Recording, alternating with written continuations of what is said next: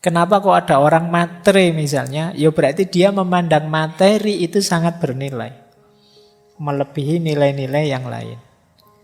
Jadi nilai menentukan cara pandang. Kalau kalian ingin melacak alasannya, kok orang ini berani berkorban demi jabatan sampai sedemikian rupa ya, nabrak norma nilai dan lain sebagainya, itu pasti ada yang dia anggap bernilai. Mungkin jabatan itu sangat bernilai baginya, atau reputasi di tengah masyarakat sangat bernilai, status sosial sangat bernilai, dan lain sebagainya. Kalian juga boleh introspeksi. Aku ini kok begini ya cara berpikirnya. Kira-kira apa sih dalam hidup ini yang ku anggap bernilai? Ini zaman saya kecil dulu ada cerita yang saya ingat sampai sekarang. Mungkin teman-teman juga pernah membaca cerita tentang seekor rubah dan buah anggur. Jadi satu ketika ada rubah yang lewat di bawah pohon anggur. Dia pingin makan anggur itu, tapi sayangnya anggurnya agak tinggi. Dia bolak-balik meloncat, tidak dapat-dapat. Sampai capek, ini gimana caranya dapat anggur. Akhirnya dia pergi sambil bilang, paling anggurnya kecut. Sudahlah, nggak usah saya ambil. Nah, kita sering begitu. Karena meleset memperoleh sesuatu, terus kita menghibur diri dengan bilang bahwa sesuatu itu mungkin tidak layak saya dapatkan. Nah, ini sebenarnya kamuflase perilaku menghibur diri saja. Oke. Baik, yuk kalian pikir sendiri-sendiri ya. Mungkin momen apa yang kalian punya watak seperti ini.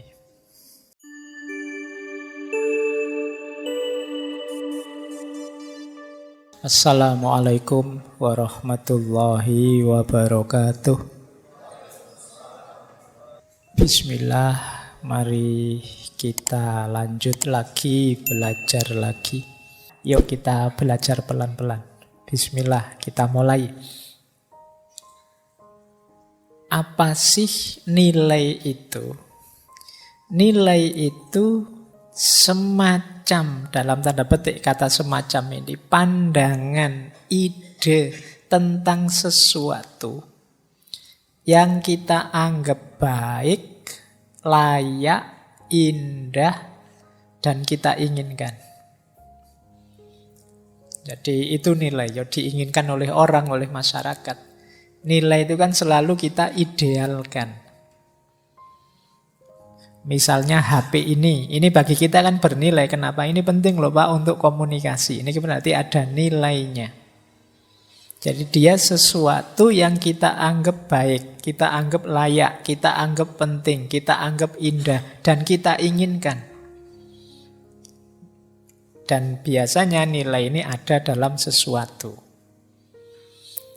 Max Scheler mendefinisikannya sesuatu yang dituju oleh perasaan yang mewujudkan a priori emosi. Ini kalimatnya khas filosof. Kalian membaca 10 kali nggak jaminan paham.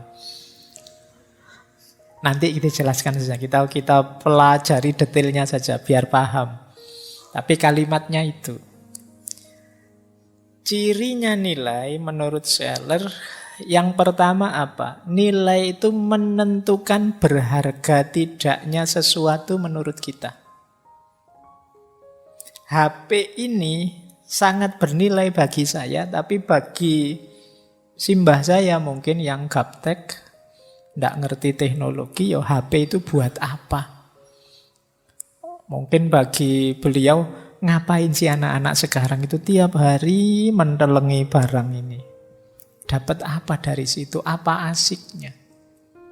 Karena beliau tidak menguasai tekniknya, tidak mendapatkan kenikmatan dari sini. Kalian yang menganggap ini penting.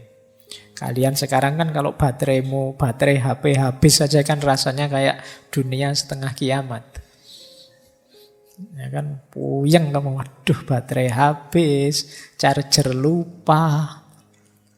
Mau ngontak teman kok ya lupa nomornya dan lain sebagainya. Jadi nilai itu sesuatu yang kita anggap bernilai.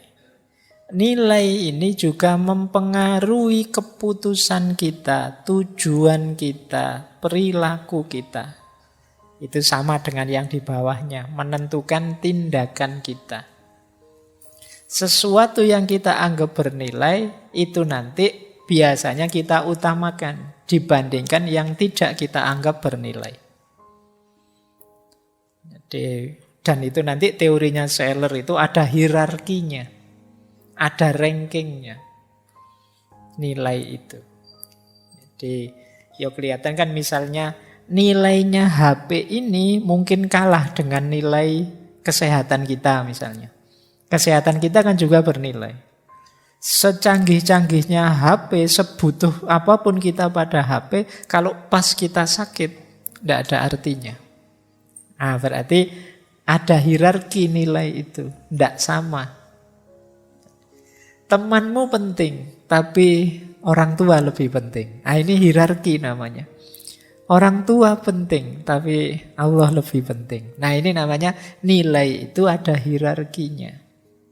Dia menentukan keputusan kita, menentukan tindakan kita, menentukan orientasi hidup kita. Antara kuliah dengan pacaran misalnya. Saya itu sering ditanya, Pak Faiz kalau bikin contoh kok pacaran terus? Mbok ya contoh yang lain nih. Karena yang sedang saya hadapi ini orang-orang yang di pikirannya mahasiswa yang orientasinya banyak mikir jodohku sopo, pasanganku sopo gitu terus. Jadi contohnya kalau bahasanya Al-Quran itu bilisani qaumihim. Jadi sesuai level yang diajak ngomong. Nah misalnya kalian pacaran sama kuliah, itu mungkin kalian menganggap ya lebih penting kuliah Pak. Jadi kalau tabrakan urusan pacaran dengan urusan kuliah, saya dulukan kuliahnya. Atau sebaliknya, kuliah nanti bisa diulang kapan-kapan. Nggak lulus semester ini, semester depan diulang. Tapi kalau pacar lepas, sulit Pak ngulangnya. Misalnya, jadi terus kamu utamakan bernilai. Tindakanmu pasti berbeda. Di antara temanmu yang mengutamakan kuliah, kamu yang mengutamakan pacar tadi, perilakunya mesti berbeda. Jadi nilai menentukan keputusan, tujuan, perilaku. Terus memandu tindakan tentu saja. Nanti ini nuntun kamu melakukan apa, tidak melakukan apa. Memberi persepsi tentang dunia. Jadi nilai itu jadi kacamata kita membaca dunia. Orang yang menganggap harta sangat bernilai, pasti berbeda cara membaca dunianya dengan orang yang menganggap jabatan itu sangat bernilai. Atau gelar itu sangat bernilai, atau kekayaan sangat bernilai, dan lain sebagainya. Jadi nilai itu menentukan persepsi kita terhadap dunia. Kenapa kok ada orang matre misalnya? Ya berarti dia memandang materi itu sangat bernilai, melebihi nilai-nilai yang lain. Jadi nilai menentukan cara pandang. Kalau kalian ingin melacak alasannya, kok orang ini berani berkorban demi jabatan sampai sedemikian rupa ya, nabrak norma nilai dan lain sebagainya, itu pasti ada yang dia anggap bernilai. Mungkin jabatan itu sangat bernilai baginya, atau reputasi di tengah masyarakat sangat bernilai, status sosial sangat bernilai, dan lain sebagainya. Kalian juga boleh introspeksi. Aku ini kok begini ya cara berpikirnya, kira-kira apa sih dalam hidup ini yang ku anggap bernilai? Kalian boleh cari. Kemungkinan akan ketemu, oh pantas aku cara berpikirnya agak-agak begini. Mungkin karena yang ternyata yang ku anggap bernilai itu ini. Cara mudah mendeteksi apa saja yang kalian anggap bernilai itu yang kalian enggan berpisah, enggan kehilangan itu. Itu biasanya sesuatu yang kalian anggap bernilai. Jadi kayak HP tadi loh, berpisah sebentar saja kan rasanya kangennya luar biasa. Apa ada di ruangan ini yang ngaji 2 jam ini ndak nengok HP sama sekali? Ndak ada. Jadi kamu sudah kadang-kadang di chat pun kamu tungguin kayak nungguin apa gitu. Jadi berarti apa? Sangat bernilai. Nanti mungkin ada lagi yang kalian tidak mau berpisah, tidak mau ditinggal, tidak mau kehilangan. Oke, baik. Jadi itulah cirinya. Nilai bisa berubah ketika pengalaman kita berubah. Ya kayak tadi loh, contohnya kalian menomorsatukan pasangan. Kuliah nanti saja, begitu patah hati, ganti sudah nilainya. Apa itu pacaran, apa itu pasangan. Ya kan? Hidup itu yang serius lah, kuliah lah. Sekarang saya tak fokus kuliah, ganti sekarang hierarki nilainya. Kenapa? Pengalamanmu berubah sekarang. Zaman dulu kalian waktu kecil dengan sekarang, itu prioritas-prioritas, rankingnya nilai pasti juga berubah. Dulu. Zaman kalian kecil mungkin nonton anime, nonton film kartun, kalau minggu pagi-pagi itu penting sekali. Sekarang enggak. Yang penting kalau minggu pagi itu jalan-jalan, Pak. Nah, nanti bagi yang tua beda lagi, yo. Minggu pagi itu saatnya bareng keluarga. Atau apa. Prioritas nilai bisa berubah-ubah. Begitu pengalaman juga berubah. Jadi nanti kalian perhatikan dirimu ya. Jadi cara mudah antara lain memahami diri kita itu apa sih yang kita anggap bernilai. Agama penting enggak? Sholat itu penting enggak bagimu misalnya? Seandainya kelewatan sholat kamu menyesal enggak? Atau malah seneng? Alhamdulillah saya lupa. Lupa kan enggak ada hukumnya. Enggak dosa toh. Lumayan, kayak kalian puasa terus lupa minum itu loh kan. Alhamdulillah lumayan, lupa dapat rezeki minum. Malah seneng. Nah itu mungkin hubungannya dengan prioritas dan nilai tadi. Puasa mungkin bagimu nilai kewajiban saja. Sehingga ketika kewajiban itu terangkat, meskipun sementara kamu senang. Atau mungkin bagi yang lain nilai kebutuhan. Sehingga kalau lepas, kamu menyesal karena kamu perlu itu. Butuh itu dan seterusnya. Jadi ini cirinya nilai.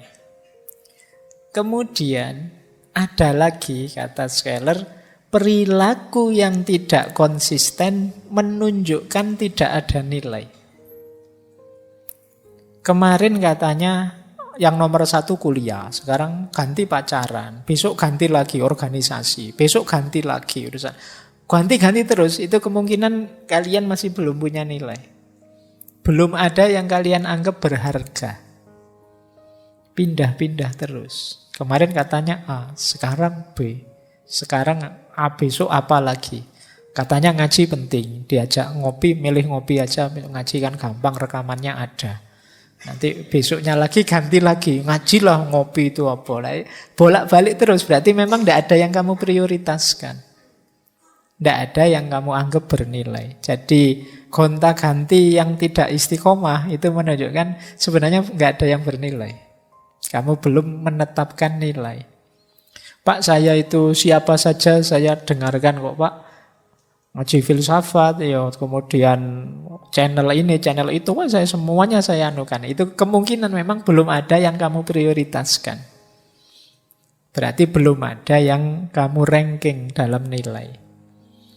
Jadi inilah nilai. Semua orang pasti memiliki. Yang normal tentu saja. Orang punya valuasi sendiri, penilaian sendiri terhadap hidupnya. Baik, lanjut. Nah, ini lebih detail lagi. Kata Scheler, nilai itulah sebenarnya yang kita tuju dalam hidup. Tidak kok Pak, saya mengejar kenikmatan. Kata Scheler enggak. Kalau kamu bilang kamu mengejar kenikmatan, sebenarnya bukan perasaan nikmatnya. Tapi karena nikmat itu kamu anggap bernilai. Jadi sama-sama nikmat. Kalau itu tidak kamu anggap bernilai, ya tidak kamu kejar. Jadi dia jadi tujuanmu ketika kamu anggap bernilai. Bukan dia bernilai karena kamu tuju. Ini perlu dipikir pelan-pelan. Jadi kalau kamu, Pak, enggak kok Pak, saya HP ini itu karena saya senang sekali kalau main HP. Nah ini kan seolah-olah senang itu tujuanmu, enggak. Sebenarnya tujuanmu itu adalah kesenangan dari HP itu kamu anggap penting. Meskipun senang, kalau kesenangan dari HP ini enggak kamu anggap penting, ya tidak. Jadi misalnya tadi loh, nongkrong di kafe itu asik loh. Nah, tapi kalau asiknya nongkrong itu tidak kamu anggap bernilai, ya kamu tidak akan memprioritaskan nongkrong di kafe. Jadi sesuatu jadi tujuanmu itu karena dia kamu anggap bernilai. Jadi hakikatnya tujuan hidupmu itu ya nilai-nilai tadi. Kalau agama tidak kamu anggap bernilai, ya dia tidak jadi tujuanmu. Meskipun kamu tahu agama itu penting. Meskipun kamu tahu dia berpengaruh dalam hidupmu. Tapi ketika valuasimu rendah, penilaianmu rendah, nah agama bisa nanti-nanti Pak. Sementara karir dulu Pak. Sementara kekayaan dulu Pak. Nantilah kalau sudah umur-umur 60 ke atas baru tobat misalnya. Nah ini kan kamu posisikan nilainya rendah. Ya dia tidak jadi tujuanmu akhirnya. Yang kamu tuju selalu saja yang kamu anggap paling bernilai. Nah, jadi itu mengapa yang sedang jatuh cinta yang bilang engkaulah segalanya itu kadang-kadang ya perilakunya mengerikan. Kenapa hidup kok itu dok? Kamu kan heran, kok ngejar-ngejar yang tidak penting. Loh itu bagi dia penting. Bagi dia sangat bernilai. Oke. Jadi yang pertama itu, hakikatnya tujuan kita itu ya nilai tadi. Sesuatu yang kita anggap bernilai. Yang kedua, ini menarik. Tadi saya bilang dia ini objektivis. Nanti kita lihat argumennya Seller tentang objektivis ini. Nilai itu sifatnya mutlak, tidak relatif. Jadi mutlak itu ya kita menganggapnya baik ya baik sudah. Nikmat ya nikmat, enak ya enak. Tidak tergantung apapun. Nanti ada penjelasannya di belakang. Sisi mutlak dan objektifnya nilai. Yang ketiga, nilai itu sesuatu. Tidak sekedar gambaran atau ide. Jadi dia ada, keindahan itu ada. Kenikmatan itu ada, kalau itu nilai kenikmatan. Keasikan itu ada. Jadi dia konkret. Yang menangkap apa? Jiwa kita. Yang menangkap emosi kita. Nanti dijelaskan lagi di belakang. Ini semacam trailernya dulu. Jadi bagaimana cara menangkap nilai. Yang itu ternyata dengan emosi. Tidak dengan akal. Terus nilai itu sering rancu dengan sesuatu yang bernilai. Ini kata Seller harus kita pisahkan. Jadi HP ini nikmat, menyenangkan.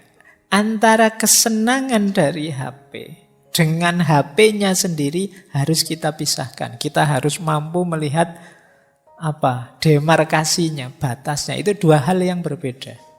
Buktinya apa? Bagi orang tertentu misalnya HP ini tidak menyenangkan, bikin pusing saja. Berarti menyenangkan dengan HP itu dua hal yang tidak identik. Berarti yang namanya menyenangkan itu ada sesuatunya sendiri.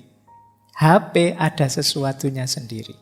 Kalau itu nikmat, nikmat itu sesuatu. Barang yang ditempati nikmat juga sesuatu yang lain. Jadi antara nilai dengan barang bernilai itu harus bisa kita pisahkan. Karena ada kalanya barang ini bernilai menurut saya tapi tidak bernilai bagi orang lain. Berarti apa? Nilai ini sesuatu yang tidak identik dengan barangnya. Tapi nilai itu ada dalam diri kita sudah. Sesuatu yang Mungkin nilai keindahan, mungkin nilai kebaikan itu sesuatu yang beda dengan orang baik, sesuatu yang beda dengan barang baik, barang indah. Keindahan dengan barang itu sesuatu yang berbeda. Jadi orang yang tidak pernah ke pantai, begitu lihat pantai, indah sekali pantai ini ya. Nah, itu mungkin beda dengan orang yang tinggalnya di pantai. Pantai itu biasa saja. Tapi dia juga punya persepsi tentang keindahan. Dia ngertinya kalau pas ke gunung baru dia bilang, wah indah sekali gunung ini ya. Indahnya sama antara yang memuji gunung dengan yang memuji laut. Tapi laut dan gunungnya kan beda. Jadi barang yang bernilai dengan nilainya itu harus dipisahkan. Ini nanti yang jadi akar pikirannya Seller bahwa nilai itu objektif. Baik, kita lanjutkan. Kalau diimmanuelkan, rasa moral itu, baik buruk itu muncul sebagai kewajiban yang hadir dalam diri kita. Jadi berasal dari dorongan jiwa. Jadi di situ saya tulis versinya Immanuel Kant, tindakan baik itu didasarkan pada kewajiban moral. Kita merasa wajib melakukan kebaikan. Jadi tidak dari perbuatannya, tapi dari rasa wajib kita untuk melakukan. Itulah tindakan baik. Nah, kalau Seller, tidak begitu kata Seller. Baik itu didasarkan pada nilainya. Jadi kata Seller begini. Jadi satu perbuatan disebut baik karena ada nilai dalam perbuatan tersebut.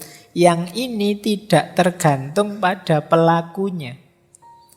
Kalau diimmanuelkan kan tergantung rasa kewajibannya. Kalau dia tidak karena kewajiban tapi karena pamrih-pamrih, berarti itu bukan perbuatan baik. Tapi kalau di Seller enggak. Baik itu sesuatu yang objektif. Tidak pada orangnya, tapi ya perbuatannya itu sendiri. Jujur itu betapapun ya dia tetap baik.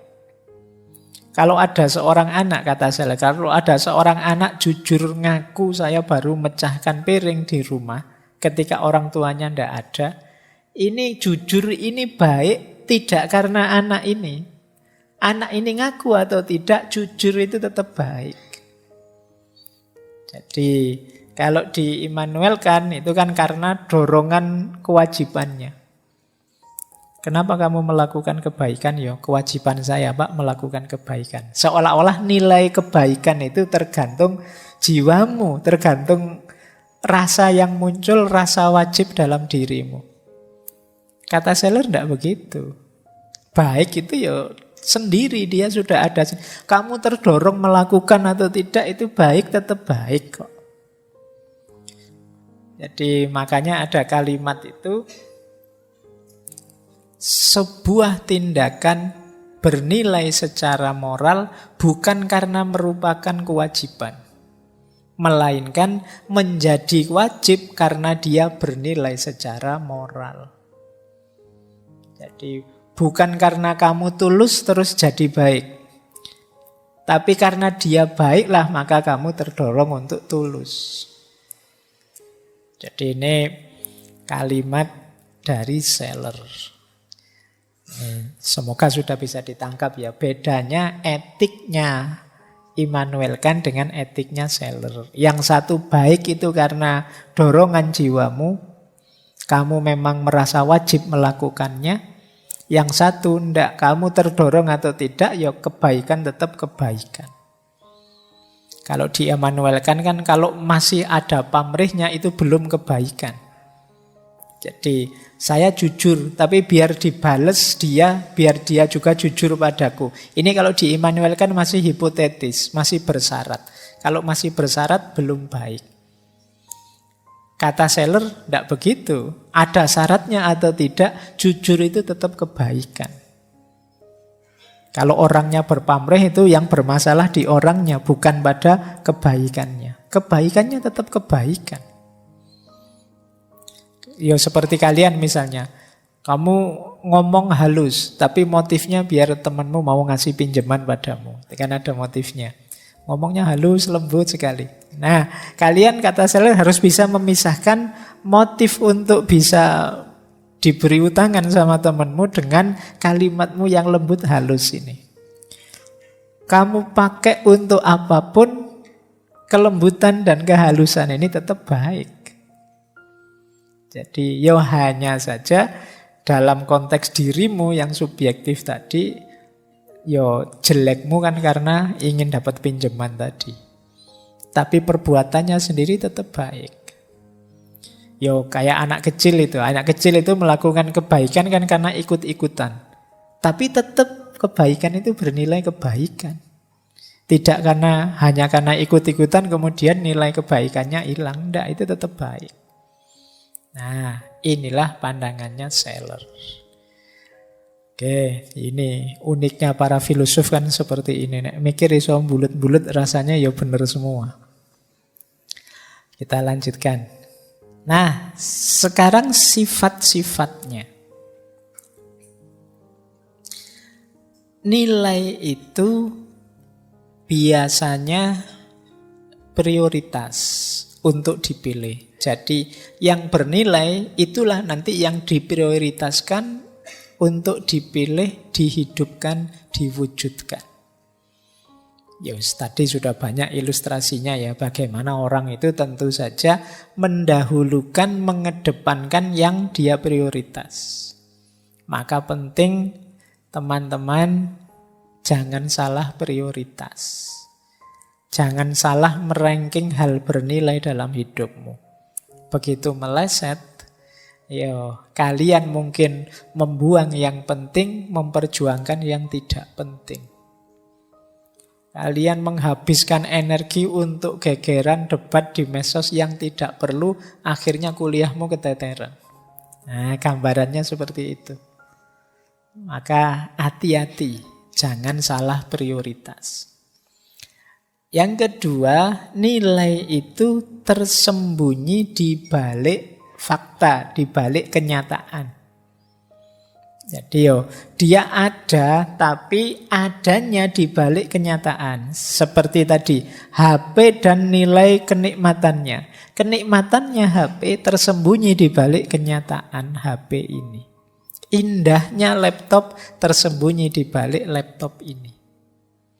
Jadi itulah nilai. Jadi dia tidak kelihatan langsung, tapi dia diwujudkan oleh barang tempat dia nempel. Kata Seller seperti warna merah yang nempel di barang yang warnanya merah. Itu kan dia bergantung pada barangnya, tapi sebenarnya dia tersendiri. Jadi misalnya cat warnanya merah, misalnya. Cat dan merah itu kan dua hal yang berbeda. Nah, seperti HP dan kesenangan HP. Nah, kesenangan HP itu tidak sama persis dengan HP-nya. Kemudian nilai tidak tergantung pada barangnya.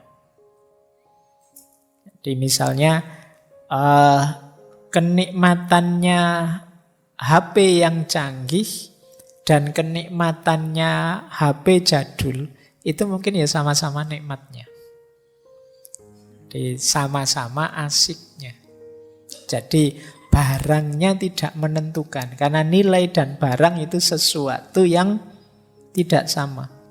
Kalian mungkin pernah lihat misalnya kehidupan orang-orang fakir miskin. Kalian heran, ini loh orang miskin ini loh, kok masih bisa ketawa-ketawa ya? Kok masih bisa menikmati hidupnya? Padahal bayanganmu orang miskin itu hidupnya sedih, terus nangis-nangis, terus bayanganmu kan begitu. Tapi tidak, karena nilai yang namanya kesenangan itu tidak bergantung pada barang mewah. Pada barang apapun dia bisa nempel. Jadi jangankan yang rumit-rumit, yang sederhana saja kan kadang-kadang bisa juga menyenangkan. Kesenangan yang kamu peroleh dari HP canggih mungkin sama senangnya dengan kesenanganmu misalnya apalah permainan apa yang sederhana, main catur apa main apa gitu. Padahal catur itu murah, HP itu mahal. Tapi sama-sama menyenangkan. Jadi nilai itu tidak tergantung barangnya.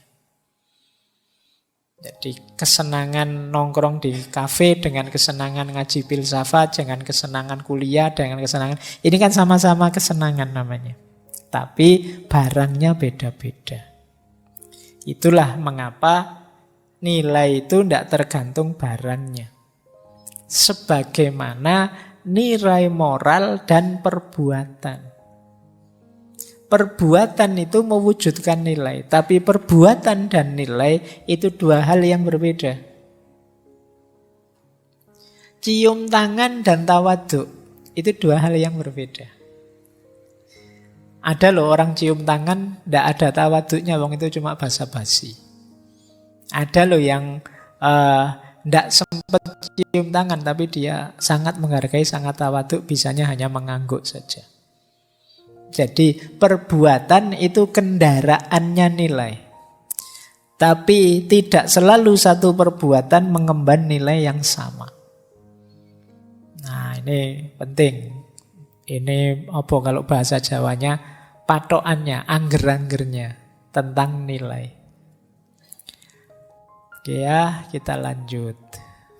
Nah, sekarang kita mulai membahas objektivitas. Jadi nilai itu objektif.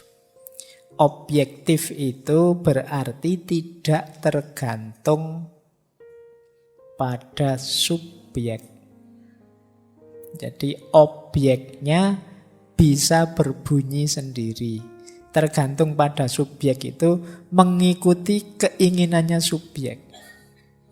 Ya contohnya objektif itu misalnya saya bilang meja kecil ini taplaknya warnanya hijau.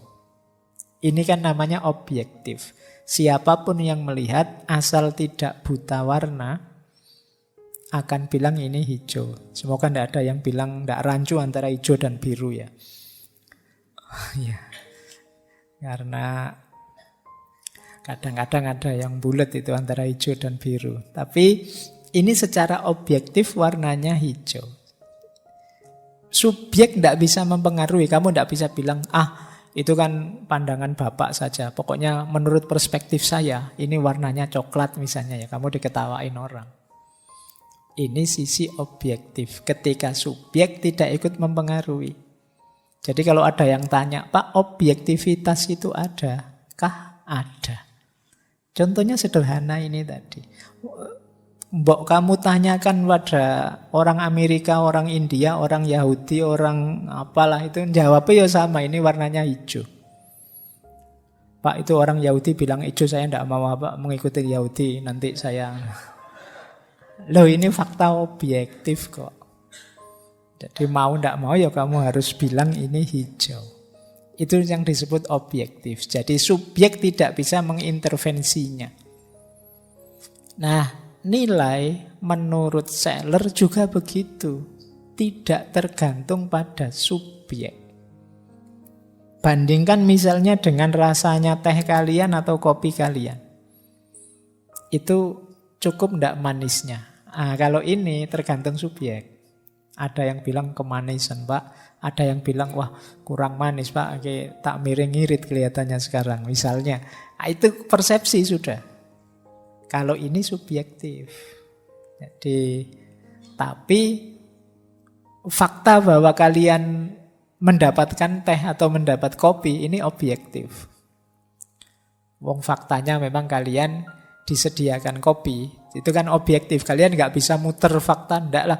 Ya sebenarnya disediakan kopi, Pak. Tapi tak anggap ndak ada sajalah. Nah, ya nggak bisa, wong itu objektif. Nah, nilai juga begitu kata Seller. Nilai itu objektif. Manusia tidak menciptakan nilai, tapi dia menemukan nilai.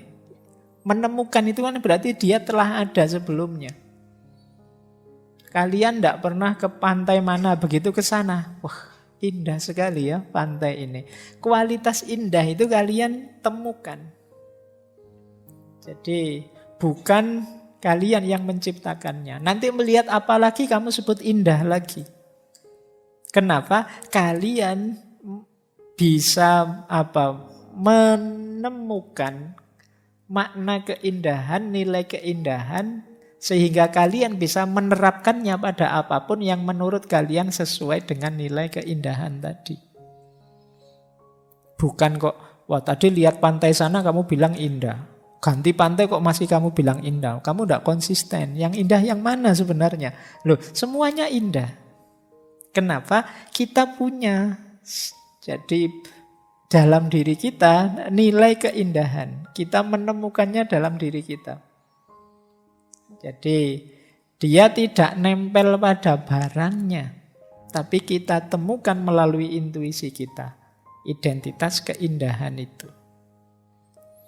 Nah, meskipun nanti tidak semua orang bisa mewujudkan nilai yang ada dalam dirinya. Saya punya prinsip persaudaraan. Hidup ini nilai-nilai persaudaraan harus saya wujudkan. Tapi nanti karena situasi tertentu, saya tidak bisa Pak menjalin hidup bersaudara itu.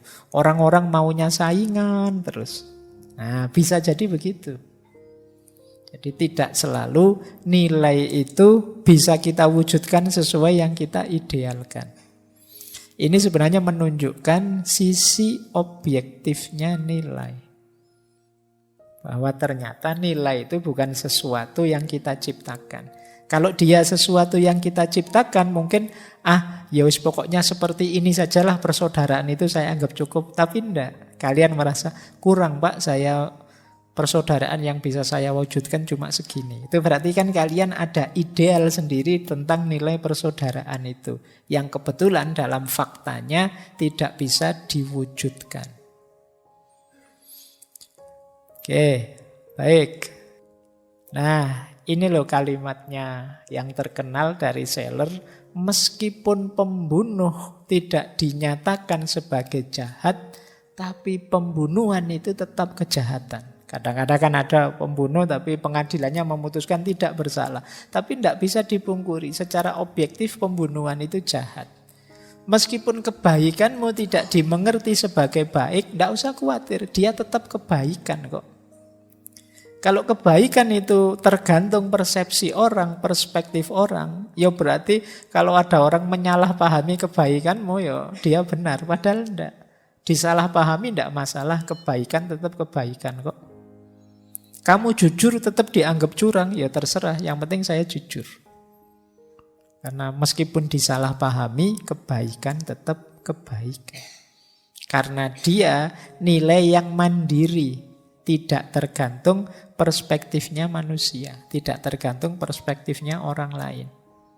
Jadi meski pembunuh tidak dinyatakan jahat, tetapi tetap itu kejahatan. Kayak yang sekarang sidang itu kan ramai itu, tidak tahu nanti keputusannya apa. Tapi seandainya tidak sesuai harapanmu, tidak usah khawatir kok. Yang jahat tetap jahat. Entah siapa dan seperti apa kejahatannya. Yang baik tetap baik. Tidak akan bisa dibalik yang jahat jadi baik, yang baik jadi jahat. Hanya penilai saja yang bisa berubah-ubah dan macam-macam. Tapi nilainya akan tetap.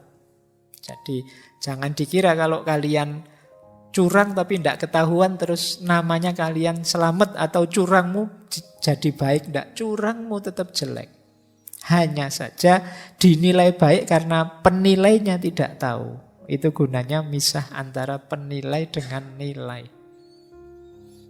Jadi ini pandangannya Seller yang disebut objektivitasnya nilai. Nilai itu objektif. Ini pandangan-pandangan jenis objektif ini belakangan mulai jarang. Karena pasca modern itu orang lebih menganggap kebenaran-kebenaran itu subjektif sifatnya. Tergantung orang. Nah, Seller masih memperjuangkan bahwa ada yang objektif. Nilai itu objektif. Oke, saya lanjutkan. Nah, sebenarnya setelah ini masuk ke babak dia banyak menjelaskan tentang cinta dan kebencian. Ada dua alat yang menarik yang dipakai manusia untuk menangkap atau menyikapi nilai. Yang pertama sikap cinta, yang kedua sikap benci. Sikap cinta ini menarik, kata Seller, karena begitu kita mendekati sesuatu dengan cinta, itu biasanya kita naikkan level nilainya. Sebaliknya, ketika kita membenci sesuatu, sebenarnya kita sedang menurunkan levelnya. Level nilainya. Jadi cinta dan kebencian itu sebenarnya urusan kita menaikkan level nilainya atau menurunkan level nilainya. Jadi arahnya ke sana. Untuk memahami nilai orang melakukan cinta. Cinta itu tindakan positif menghadirkan nilai positif. Dan cinta membuat nilai rendah jadi tinggi. Misalnya saya dapat surat dari mantan misalnya. Surat itu kan barang fisik, nilainya rendah, materi. Tapi karena dari yang saya cintai, itu kan terus suratnya saya sayang ditaruh di bawah bantal. Zaman dulu kan begitu. Terus sekarang kan tidak ada surat-suratan kayak gini, adanya WA-WA-an. Nah, barangnya hanya kertas biasa. Tapi sekarang dia jadi bernilai. Nilainya meningkat jauh. Itu kalau kamu buang ke tempat sampah, kita bisa bertarung itu. Terus kamu bilang, "Alah Pak, cuma kertas saja." Loh, jangan dilihat kertasnya. Dilihat itu dari siapa dan sebesar apa nilainya buatku. Nah, jadi pendekatan cinta menaikkan level. Tapi pendekatan benci sebaliknya menurunkan level. Ini loh, ada surat dari mantanmu yang kemarin ninggal kamu, kawin sama orang lain. Buang saja, sobek saja, buang ke tempat sampah saja. Nah, beda. Penyikapan benci dengan penyikapan cinta, orientasinya beda sudah. Jadi, dalam diri kita ada dua alat itu. Kita ingin menaikkan level nilai atau menurunkan level nilai itu tergantung dua komponen ini. Cinta dan kebencian. Saya tunjukkan beberapa clue saja ya. Coba ini ada kalimat menarik. Ini tidak ada hubungannya dengan tadi ya. Ini contoh bagaimana pandangan dia tentang cinta dan kebencian. Kata Seller, dalam moralitas kebencian, orang itu kalau moralnya moral benci, bahkan ketika dia bilang cinta untuk yang kecil, yang miskin, yang lemah, yang tertindas, kadang-kadang itu sebenarnya kebencian. Untuk kebencian yang terselubung atau kecemburuan yang ditekan atau dorongan untuk menyingkirkan dan seterusnya yang ditujukan pada fenomena yang berlawanan. Kekayaan, kekuatan, kekuasaan, kemurahan hati.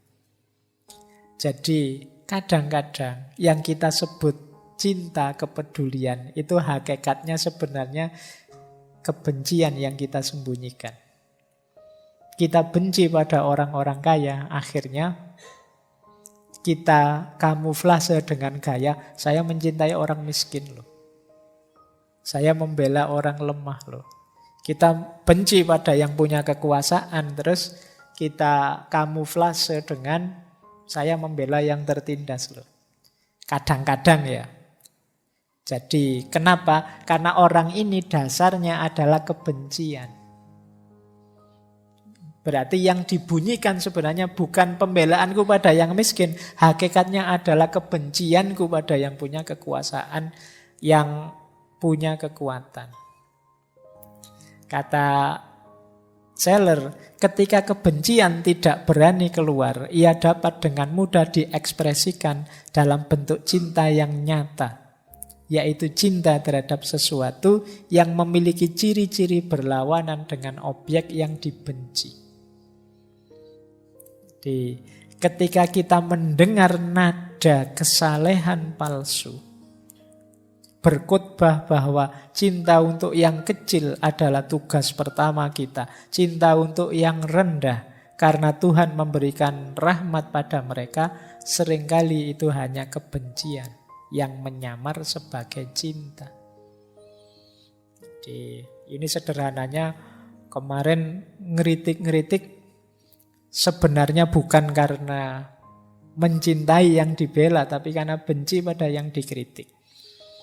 Buktinya nanti kalau dapat jatah juga dari yang dikritik, ya sudah lupa dengan yang dibela.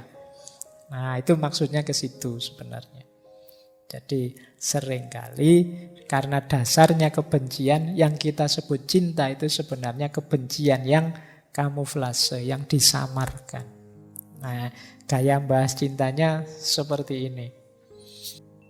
Terakhir, lebih banyak lagi orang gayanya seperti ini. Ketika kita tidak memperoleh sesuatu, kita sering menghibur diri dengan pemikiran yang meyakinkan bahwa sesuatu itu tidak seperti yang kita yakini. Jadi, karena kuliah tidak lulus-lulus sampai ke DO, terus kita bilang, alah ijazah tidak penting kok. Nah, jadi kita menghibur diri bahwa sesuatu itu tidak bernilai setinggi itu. Karena nembak bolak-balik kok ditolak, terus kita bilang, alah dia juga cacatnya ini, kurangnya ini, lebihnya ini, enggak diterima juga, aku malah syukuran misalnya. Padahal tadi ngejar-ngejar. Nah, ini gaya kita sekarang banyak yang kayak gini. Karena tidak dapat yang kita inginkan, terus kita mendegradasi yang kita tuju tadi. Nah, ini ketika kita tidak memperoleh sesuatu, kita menghibur diri. Sebenarnya itu menghibur diri saja. Dengan pemikiran yang meyakinkan bahwa sesuatu itu tidak seperti yang kita yakini. Ini zaman saya kecil dulu ada cerita yang saya ingat sampai sekarang. Mungkin teman-teman juga pernah membaca cerita tentang seekor rubah dan buah anggur. Jadi satu ketika ada rubah yang lewat di bawah pohon anggur. Dia pingin makan anggur itu, tapi sayangnya anggurnya agak tinggi. Dia bolak-balik meloncat, tidak dapat-dapat. Sampai capek, ini gimana caranya dapat anggur. Akhirnya dia pergi sambil bilang, paling anggurnya kecut. Sudahlah, nggak usah saya ambil. Nah, kita sering begitu. Karena meleset memperoleh sesuatu, terus kita menghibur diri dengan bilang bahwa sesuatu itu mungkin tidak layak saya dapatkan. Nah, ini sebenarnya kamuflase perilaku menghibur diri saja. Oke. Baik, yuk kalian pikir sendiri-sendiri ya. Mungkin momen apa yang kalian punya watak seperti ini.